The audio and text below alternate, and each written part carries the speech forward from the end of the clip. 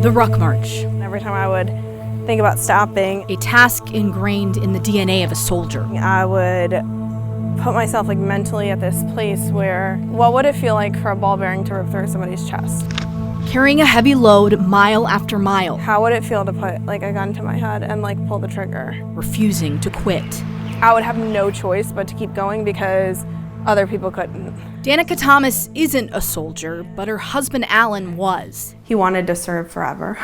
Forever. Cut short for Staff Sergeant Alan Thomas, an experienced combat infantryman and paratrooper deployed to Afghanistan with the storied 82nd Airborne Division in 2010. A suicide bomber blew up in front of him and ripped through his chest. His injuries were career-ending. I just knew I was never going to get him whole again. For 3 years, Alan battled the effects of a traumatic brain injury and severe post-traumatic stress disorder. There's no handbook on how to navigate all of that. Danica, then 24, did what she could to support him while caring for their little girls, 3 and 6 months old. The end result of his life is something that I will always feel like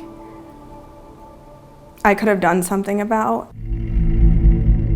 I just knew something wasn't right. It was September of 2013. I ran after him, and when I called for him, he wouldn't turn around and look at me. Alan went into a neighbor's house down the street from their Fayetteville home and shot and killed 2 people and their dog before turning the gun on himself, in what was later described as a flashback. I believe he thought he was in Afghanistan. Days prior, Alan tried to get help. He went to the VA for help, and they had no beds available to keep him. A decorated veteran with 3 combat tours, but that was not his final tagline. My husband came home a hero and died a villain. The heaviness of his last moments still haunt Danica. There's guilt that I wouldn't wish on my worst enemies. It took Danica years to talk about what her husband did that day. There was no escaping or hiding. But it's now become her purpose, working to decrease suicide numbers by sharing Alan's story with veterans who very much understand the darkness carried home from combat. The worst day of my entire life, I talked about 2 people that experienced really horrible days. A portion of the Soldier's Creed reads, "I will never accept defeat. I will never quit.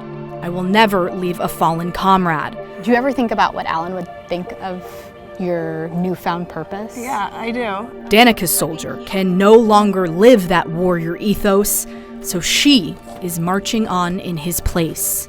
I know that I am the person that he would have wanted me to be. The tree coming down on this house, you can see a worker right now is already trying to assess the damage, but it's a pretty large tree. Let's come over here so you can look at this. The root system of this tree was completely taken out of the ground. I briefly was able to speak with the homeowner before we popped this live shot up, and they told me that they were sitting inside around 3 o'clock. They were actually watching WBTV, and all of a sudden they heard a loud boom. Noise. Better follow me. Come on. It constantly follows Will Howard. I think I was born to cope. He's been homeless in Charlotte for 2 years. It's mostly mentally hard. A reality he escapes. It's what I do to get serenity. It's crazy, but it's coping. Only when he's running. It's the endorphins. It's just me in the road. Will's serenity is short-lived. Every night, the 57-year-old comes here to sleep. Right there. In a crawl space under a home not far from Uptown. Right there. How about sleeping? Yeah. You ain't sleeping no crawl space. Really? Try it. It's about survival. In December, Will went through a lengthy background check, an application process, and qualified for a federally funded emergency housing voucher, available to those who are chronically homeless or a part of other vulnerable populations. He's been trying since then to find a place to live, working with a nonprofit to call hundreds of rental property owners, but no one will take him. I'm drained. It's draining. It's mentally draining. When you see Will, what do you see?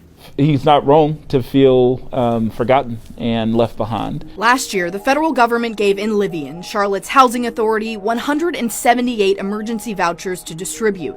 And while 74 have been issued, only 3 are currently being used. That's 71 people who have done everything right, but still can't get housing. We got to do better. Ray McKinnon, Inlivian's board chair, says the problem is deep and multifaceted, but their biggest hurdle right now is supply. We are in one of the fastest growing cities in the country. We just can't keep up.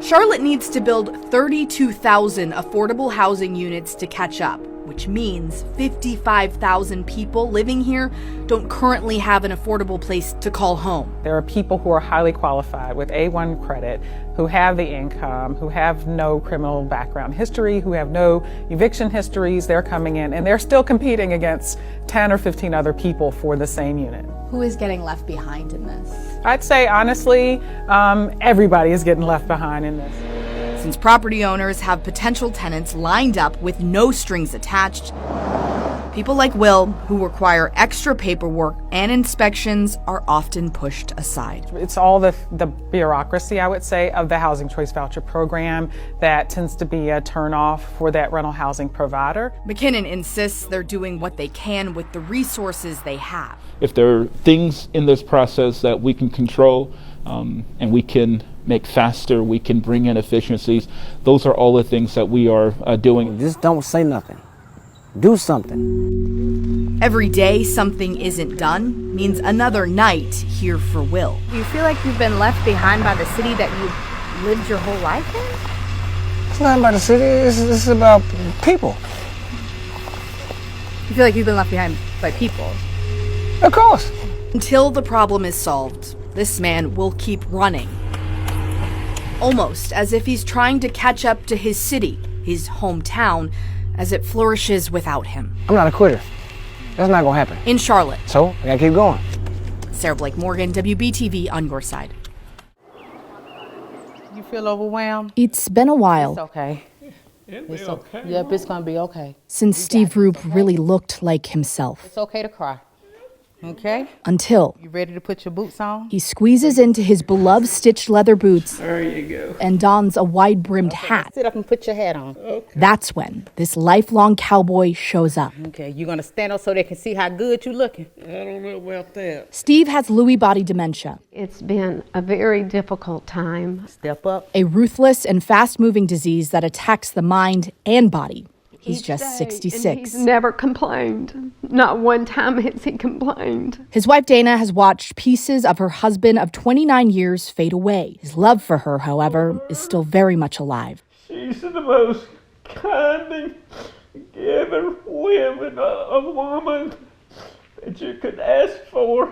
Dana is almost always by Steve's side, but she has much needed help from a hospice team at Providence Care in Rock Hill. We got this, okay? Nurses and aides that quickly became family, and family knows how much Steve loves horses. You got a bunch of friends out here. So they decided he needed to be face to face with one last time. Thunder, oh boy, you are, aren't you?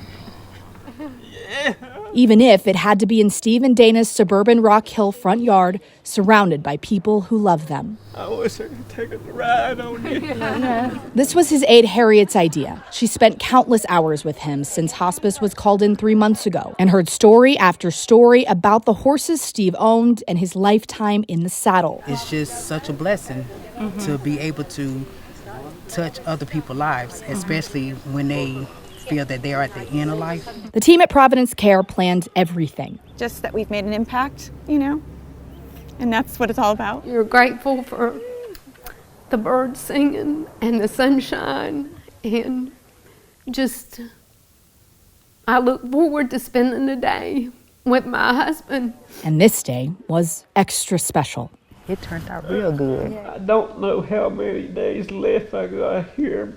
Maybe it may be a lifetime. Who knows? And even if it isn't, this cowboy held onto a lead rope once again before it's his time to saddle up and ride away. A day you'll never forget. In Rock Hill, Sarah Blake Morgan, WBTV, on your side.